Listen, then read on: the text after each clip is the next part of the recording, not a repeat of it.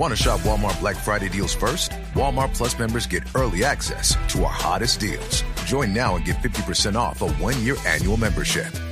Shop Black Friday deals first with Walmart Plus. See terms at walmartplus.com.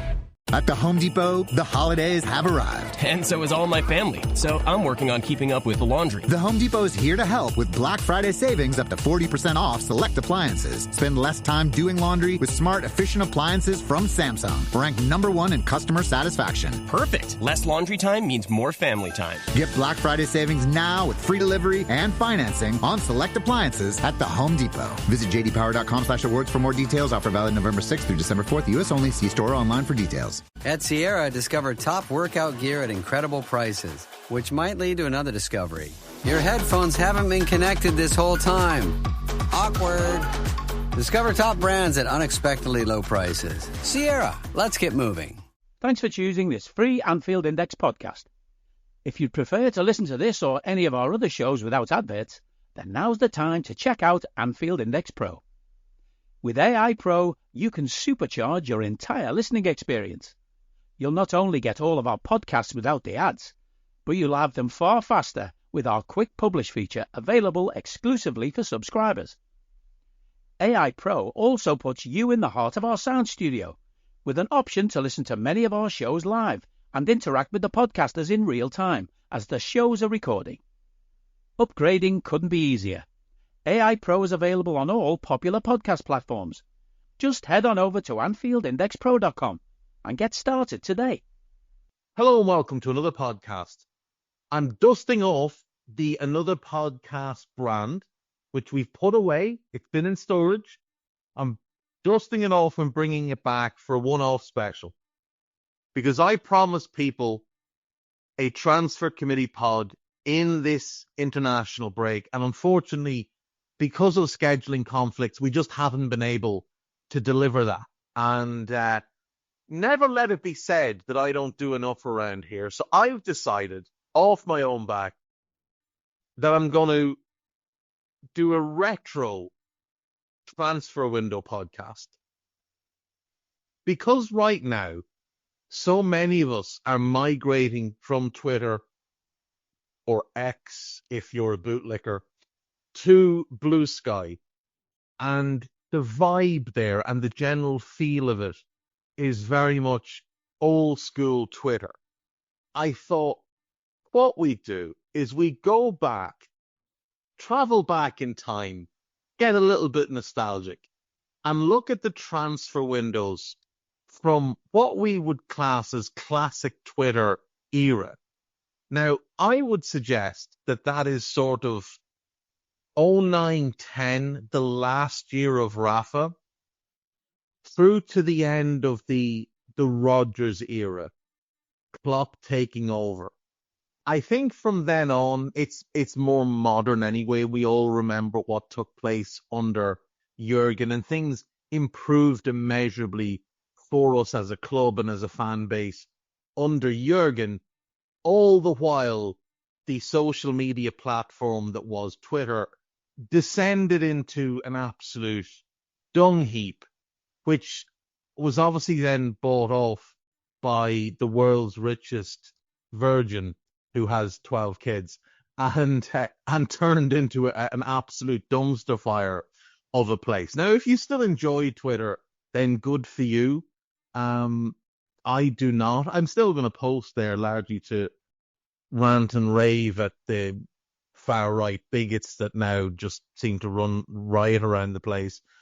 But for the majority of football discussion, I think I'm going to stick to Blue Sky. Now, what I am going to propose, if you have accounts on both, here's what I'm going to propose so that we can protect the sanctity and the vibes of Blue Sky. If and when we lose a game, let's put the negativity out on Twitter. As and when we win games, which will obviously be more frequent, we'll put all that positive energy into Blue Sky. And I think that's the best way we can continue to build a good football community on the Butterfly site. So I did a little bit of looking, and Twitter went live in 2006. And in 2007, they were doing roughly across the whole platform about 20,000 tweets per day. After the South by Southwest Interactive Conference, the usage increased from 20,000 to 60,000 a day, which is obviously a huge amount. There wasn't a real football community on Twitter. I mean, I'm sure there are still some people that have accounts from back then. There are very few that I've ever interacted with where you look at their account and it says, that they're there since 2006, 2007, 2008. It was in 2009 that Twitter won the Breakout of the Year Webby Award. And then in February 2010, Twitter users were sending 50 million tweets per day. So we've gone from 20,000 in 2007 to 50 million in 2009. So I do think 2009-10 is the best jump off point for us here to have a bit of a dig into some historically good and historically bad Liverpool transfer windows. So let's go. Summer 2009. We've just finished second in the league. We have Pepe Reina in goal. We have Jamie Carragher, Daniel Agger, Xabi Alonso, Javier Mascherano, Steven Gerrard, Fernando Torres. We have this unbelievable spine. And then we have solid players in the flanking roles, but not necessarily top-class players. Arbeloa was good. Coit was good. The left flank wasn't quite as good because we didn't have the consistency there. We didn't have players who week in and week out would give you a 6 or 7 out of 10. We had De Sena, who was either 3 out of 10 or 7 out of 10. We had Aurelio, who was capable of 6s and 7s a lot of weeks and would throw in the odd 8, but then would go missing for months on end through injury. Ahead of them on the left wing, we had Albert Riera, who again was up and down. We had Yossi Benayoun, very up and down, and Ryan Babel, who was immensely gifted, but was infuriating because of the inconsistencies. We had a really good squad going into that transfer window. Now, we knew that there was a lot of infighting going on behind the scenes between Rafa and the ownership. And ultimately, we knew that something bad was kind of lurking on the horizon for us. Now, that summer, we sell Xabi Alonso. He had been on the out, not on the outs. He'd fallen out with Rafa. And he'd made it clear he wanted to go to Real Madrid. Real Madrid were buying up all of the talent at the time. They bought Cristiano, they bought Kaká, and they bought Xabi Alonso. And all of this was with the idea that they were going to land Mourinho a year later, which ultimately they did. Following him to Real Madrid was Alvaro Arbeloa.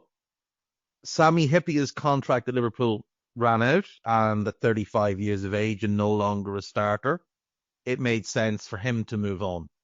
We sold Sebastian Leto. Remember him? Fantastic hair, very handsome young fella. Not so good at the football in the Premier League. We sold him to Panathinaikos.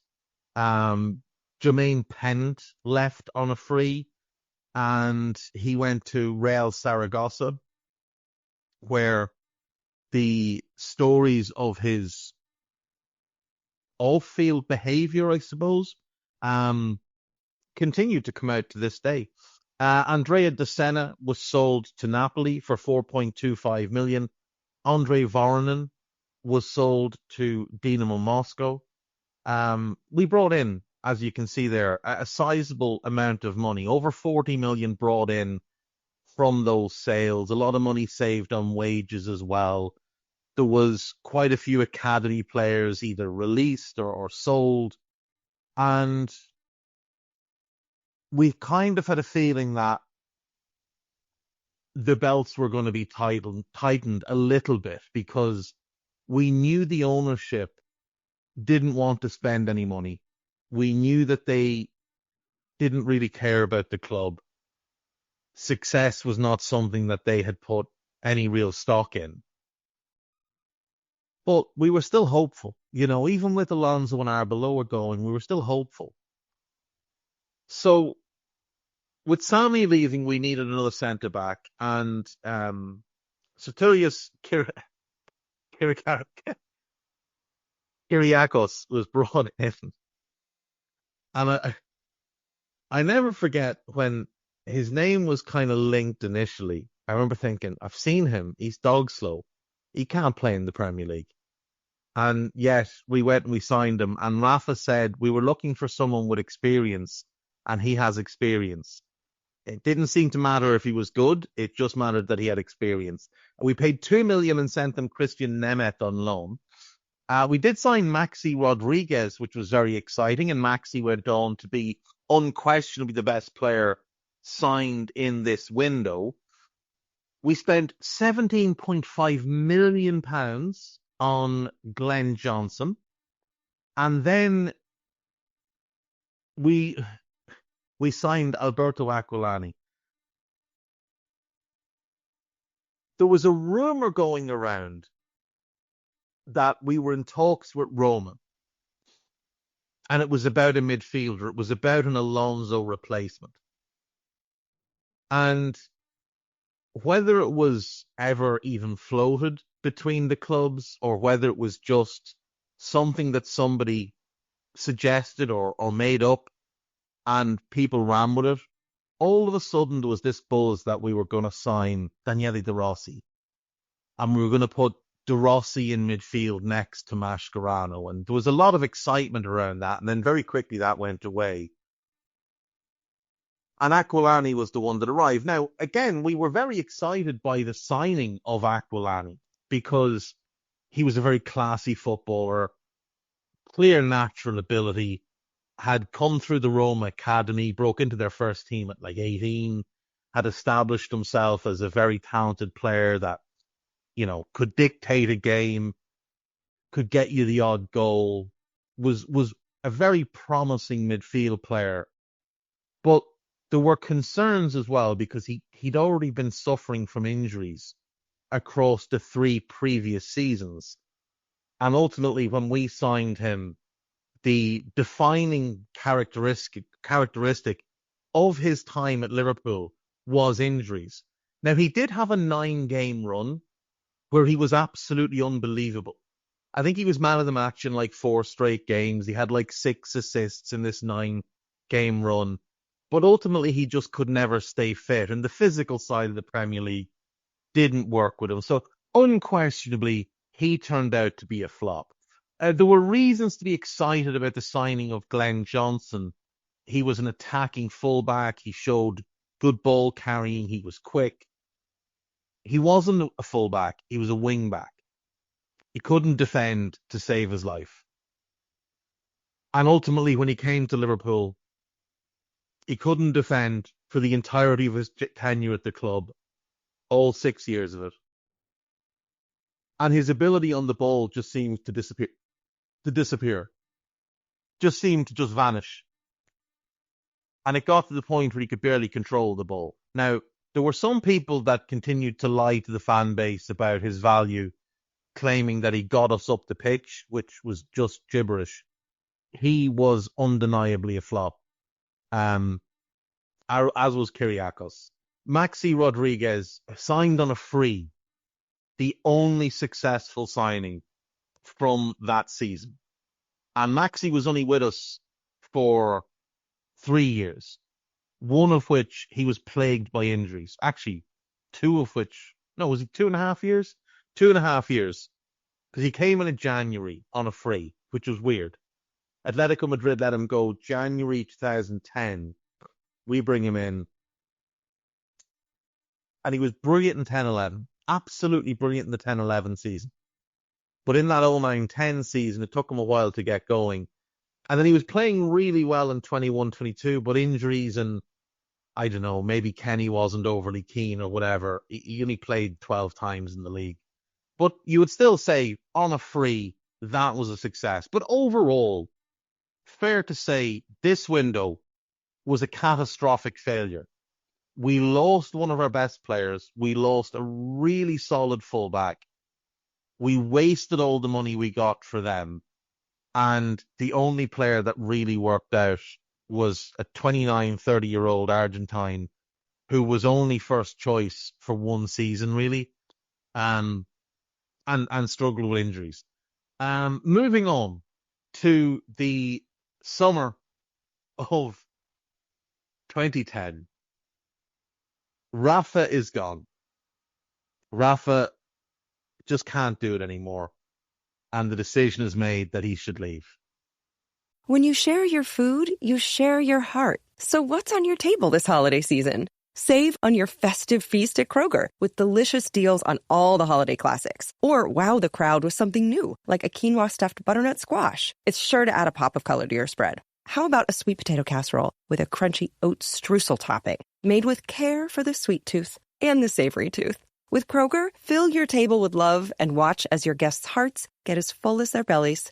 Kroger, fresh for everyone. Chronic migraine is 15 or more headache days a month, each lasting 4 hours or more.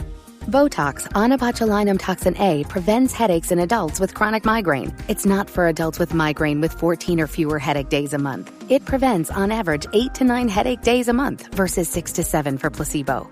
Prescription Botox is injected by your doctor. Effects of Botox may spread hours to weeks after injection, causing serious symptoms. Alert your doctor right away, as difficulty swallowing, speaking, breathing, eye problems, or muscle weakness can be signs of a life-threatening condition. Patients with these conditions before injection are at highest risk. Side effects may include allergic reactions, neck and injection site pain, fatigue, and headache. Allergic reactions can include rash, welts, asthma symptoms, and dizziness. Don't receive Botox if there's a skin infection. Tell your doctor your medical history, muscle or nerve conditions, including ALS, Lou Gehrig's disease, myasthenia gravis, or Lambert-Eaton syndrome, and medications, including botulinum toxins, as these may increase the risk of serious side effects. Ask your doctor and visit BotoxChronicMigraine.com or call 1-800-44-BOTOX to learn more. I don't need a VPN. I've got nothing to hide. Ha. This is what I used to tell myself before I hooked up with LibertyShield.com. Not only is my home internet now fully encrypted, but I can now access all the websites I want, whenever I want, and do so from absolutely anywhere. As a Liverpool fan, I love to know I can now watch every match, regardless of whether it's on UK TV or not. My Liberty Shield VPN makes sure nothing is blocked and guarantees me super fast streaming speed throughout that match. You can get connected right now with their software package, which includes a 48-hour no-obligation free trial and instant access to their apps for Apple, Android, Fire TV, PC, Mac, and Android TV. Or go a step further like I have and get one of their pre-configured VPN routers. These small but powerful devices allow you to easily connect every device in your home to VPN, making it the perfect solution for smart TVs, Mac boxes, and games consoles. Visit LibertyShield.com today and use coupon code AIVPN25 to get 25% off at checkout. And Roy Hodgson is appointed Liverpool manager. Now, if you're not fully old enough to appreciate just how bad this was, when this man, by the way, Rafa's departure was announced on the 3rd of June. Roy wasn't announced until the 1st of July. And there were, for about a week, kind of very promising rumours about others that might come in. Some pie in the sky stuff, obviously, but there were some names banded about that, you could really get yourself behind, that at that point in time were considered, either established good managers. Sven was one whose name was thrown about. There was also some talk of Louis van Gaal, who'd had a year at Bayern and was rumoured to be, to have fallen out with a couple of people at Bayern. Ultimately, he decided to stay where he was and would eventually be removed. But we ended up with Roy, right? We ended up with Roy. Roy Hodgson, who obviously English, but as a manager, nobody really became familiar with Roy until he was the manager of Switzerland in the early to mid 90s. And then he would have, obviously, the failed spell at Inter, then the failed spell at Blackburn, where he basically led them down the path to relegation. And just before they fell off the cliff, he turned and ran away in a different direction and then claimed he'd never been relegated. He bounced around 3 years, never stayed long in any job, never really succeeded anywhere until he got to Fulham. And he did pretty well with Fulham. Like, you would give him credit. He did pretty well with Fulham. He kind of kept them in the division, got them into Europe, got to a European final, but never came close to like a top 4 finish in the league or anything like that. Roy was always one whose primary focus in a league competition was, let's not get relegated. Like, that's really all he cared about. That was his mindset. And that was a mindset he brought to Liverpool. And during his time at the club, he made a number of just outrageous statements, including when he referred to Jose Mourinho as the great man Mourinho, who said that taking over at Liverpool and winning anything was a near impossible job. He talked about formidable Northampton. He talked about how losing at the derby at Goodison 2-0 was our best performance under him. And had we gotten a draw, it would have been a sense of utopia to get a draw at Goodison Park. And like, he says these things in front of a gaggle of journalists who are basically pleading with him, Roy, don't say this. Like, this is not going to reflect well on you. Liverpool fans are not like, you know, Fulham fans. They're not just here to make up the numbers. They don't see it as a great achievement to finish 15th. And telling them that a draw away to Everton, who, you know, hadn't won a trophy in 1995 and still haven't won a trophy since 1995, telling them that that's a result that would bring utopia, it just will not play well. But Roy was Roy, and he said what he said, and he was absolutely diabolical.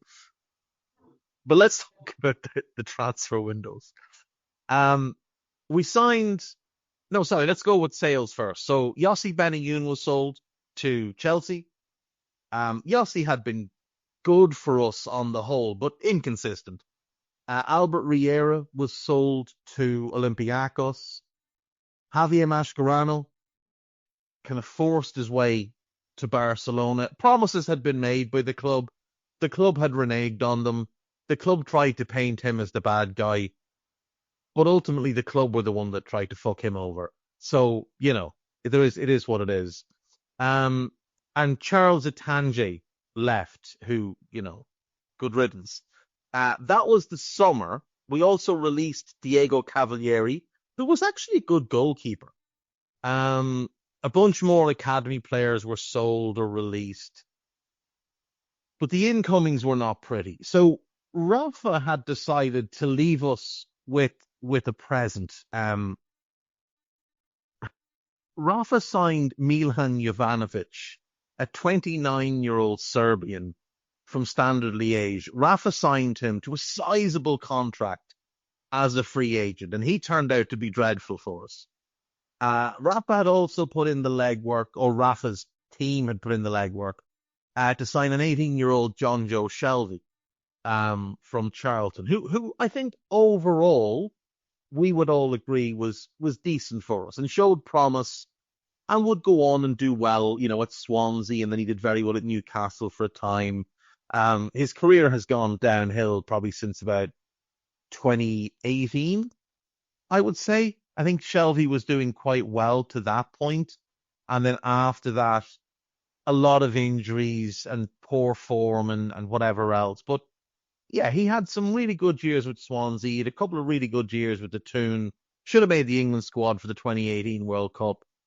Overall, I think he was a good signing for us, given the money and given we made a sizable enough profit when we sold him out the door. We signed Danny Wilson from Rangers, another very highly regarded youngster at the time. Unfortunately, just didn't deal well with the physical nature of the Premier League or anything like that, but was promising enough. You know, it is what it is. Then it got hodgy. Then it got really hodgy. Folks, if you were on Twitter back in the day, you will remember just the horror that you would feel as you were logging in every day, wondering what awful player are we going to be linked with, or what embarrassment are we going to have to put up with on social media today because of our football club. Christian Poulsen was signed from Juventus. Now, that summer, we were linked with Arturo Vidal, who was at Bayer Leverkusen, would go to Juve, obviously. Gökhan Inler, I think he was at Udinese at the time. Very, very good player. We were linked with him. But ultimately, we ended up with Christian Poulsen. And we ended up with Brad Jones, and we ended up with Paul Konchesky. Now, we did sign Raul Morales late in the window. He was fine. He had one really good purple patch of form. He claimed he was promised a big contract if he performed to a certain level. Overall, across the course of the season, he wasn't great by any stretch. He had one great purple patch of form, and that was kind of it. But he was a decent player. Brad Jones will always be a player I admire. Now, obviously, not the best goalkeeper in the world. Not even by the longest of shots was he the best goalkeeper in the world. But during his time with us, obviously, his son passed away. And I think the mental toughness he showed to deal with the situation of his son having a year-long battle with leukemia, then passing away, and then to come back and have some good moments for us. Like, let's not forget, he did have some good moments for us. He came off the bench against Blackburn when Donny had been sent off and made that great penalty save and dedicated the moment to his son. And then the FA Cup semi-final at Wembley against the Ev. Donny was meant to start. He was suspended for the sending off against Blackburn. Pepe was suspended because he'd been sent off, I think, against Newcastle. I think Enrique went in goal, and I'm almost certain Kenny Dalglish ran onto the pitch to have a chat with some of the players during that game. But anyway, Jones played that semi-final and played well, and got us past Everton, got us to a cup final. So Brad Jones will always be in my good graces, but ultimately as a signing for 2.3 million, not our best work. Christian Poulsen had been a decent player. There's no reason to deny that. But his legs were gone, and we paid way more than he was worth. And Paul Konchesky was shit. Like, he was just shit. There's no way to sugarcoat this or paint it up as anything else. He was just shit. So that's what we did. Now, we had some lucky escapes. So we tried. Roy was not overly keen on Glenn Johnson. He wasn't overly keen on. And Roy decided he needed a different right back. So he tried to sign Luke Young. And ultimately, Luke Young decided to stay at Aston Villa. He was the backup at Aston Villa. He probably would have been first choice for us, though, worst case scenario, he would have been a backup for us. But he decided that being backup at Aston Villa under Martin O'Neill, admittedly a better manager than we had, was better for him than being a backup, potentially a starter for us. That is the level of mud that we were in at that point. That was the level of mud. We were also turned down in that summer by, I think Carlton Cole turned us down. I know he was strongly linked. I'm almost certain Carlton Cole turned us down that summer. He was at West Ham. I am 99% certain he turned us down. If he didn't turn us down, we were strongly linked. Yeah. August 2010, a fee of £15 million and another £5 million in performance-related add-ons. Now, if you've forgotten, Carlton Cole, the previous season, had scored 10 league goals. And that was his career high. That is his Premier League career high. The only time he scored more league goals than that in a season was in 11-12 in the Championship. Now, again, I don't know if he turned us down or if we decided not. The fact that we considered paying £20 million for Carlton Cole will tell you just how bad things had gone. Now,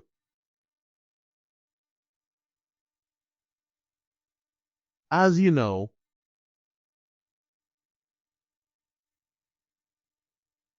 all bad things must come to an end. All bad things must come to an end. And as the song goes, at the end of the storm is a golden sky.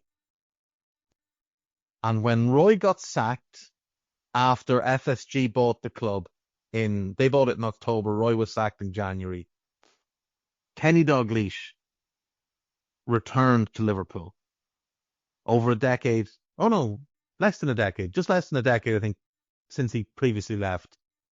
In the interim, he'd gone and won a league title with Blackburn. He'd come quite close to winning one with Newcastle. But he'd been out of football for a few years. But Kenny decided to rescue the club. And we were euphoric, absolutely euphoric by this. And then things went mental.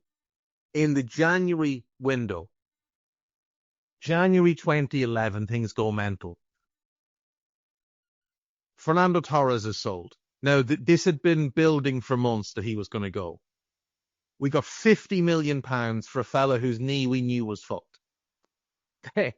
Then there was the infamous Babel copter, where Ryan Babel was going to about 6 different clubs and was spotted on a helicopter by some idiot at Sky. So he goes. Ryan Babel goes out the door as well. He joins Hoffenheim. I think he was going on a helicopter to Spurs at one point, but he ends up at Hoffenheim. We bring in Luis Suarez and Andy Cole. Now, there's no reason to go over Suarez. We know how great he was. Andy Carroll, I should say.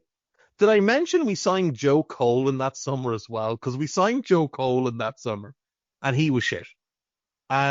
We signed Andy Carroll. Now, legend tells that Andy Carroll was not the primary target. The legend goes that Damien Comolli, who was the director of football strategy, I think was his official title at the time, but was in charge of transfers. He had wanted Suarez, and he wanted a number 9 that he thought would be perfect with Suarez. And that he went to that number 9's club. That number 9 had only moved a year or two earlier, but was at a club who had another brilliant young number 9. And there was a battle for the starting role. That club had overspent a little bit in years previous, so needed to move one of them on, and had kind of committed themselves to the other number 9, and were willing to sell the number 9 that Comolli had long coveted. And said number 9 was open to the move, and we were open to paying the fee, and everything was being set up. We just had to get Torres out the door, and then Suarez and this player were the targets. And then the other striker at that club hurt his back. So that club now can't afford to let go of the striker that we want. And ultimately we decided that rather than wait, rather than put that money in the bank and sit on it for a while and wait till the summer and see if there's a chance to revive that move or go for someone like Falcao or whatever, we decided to sign Andy Carroll. And the player in that legend is Karim Benzema, who was at Real, signed in that blitz of activity with Cristiano, Kaká, Alonso. The other striker, of course, was Gonzalo Higuain, who was simply working out better at the time. And Real apparently were open to selling Karim Benzema. We wanted Karim Benzema. We were going to get Karim Benzema. Higuain hurts his back. That deal falls apart. And we decided to waste 35 million on Andy Carroll, who was absolutely useless. Hopeless, in fact. Absolutely hopeless. Hey guys, it's Eddie Gibbs from Anfield Index here. I hope you're enjoying this podcast, and I'm sorry to call time on the show before it ends. In the current climate, it's tougher than ever before to offer podcasts for free. At Anfield Index, we produce over 75 free shows every month, which I'm confident is unparalleled in the LFC sphere. Whilst we'd love to offer everything for free, the production costs now make this impossible. That said, we don't want to follow the model of other channels and lock all of our content behind a paywall. So what we've decided to do is to continue offering every show for free, but cut that offering to 30 minutes on our longer shows. So to get all of our shows in full and enjoy the best of everything we have to offer, we really hope you'll consider supporting the channel and signing up at AnfieldIndexPro.com. For about the price of 1 cup of coffee, you'll get every podcast in full with 0 ads.